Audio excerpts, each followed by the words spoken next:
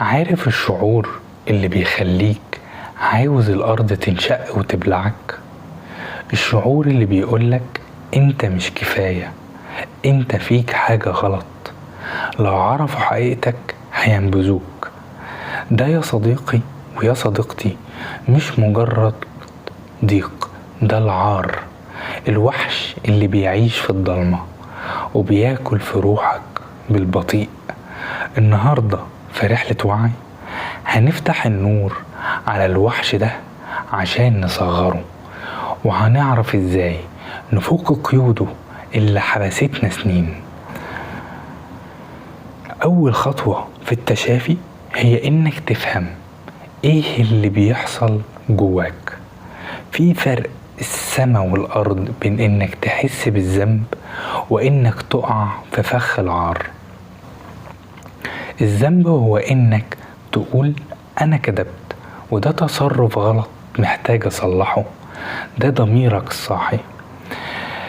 لكن العار هو إنك تقول أنا كداب، أنا إنسان وحش ومستحقش الحب، ده حكم بالإعدام على نفسك. الذنب بيصلح السلوك، لكن العار بيدمر الوجود. خلينا نشوف العار ده بيستخبى فين في حياتنا، وركز معايا. لو شفت نفسك في مثال منهم، عار الفشل لما تخاف تبدأ مشروعك أو تتعلم حاجة جديدة عشان شكلك هيبقى إيه لو فشلت. هنا انت رابط قيمتك بالنتيجة مش بالسعي. عار الصورة أو الجسم لما ترفض أو ترفضي روحك، لما ترفض أو ترفضي تروحي مناسبة أو تتصور أو تتصوري عشان مكسوفة من وزنك أو ملامحك، كأنك بتعتذري للعالم إنك موجودة بشكل مش مثالي حسب مقاييس الجمال،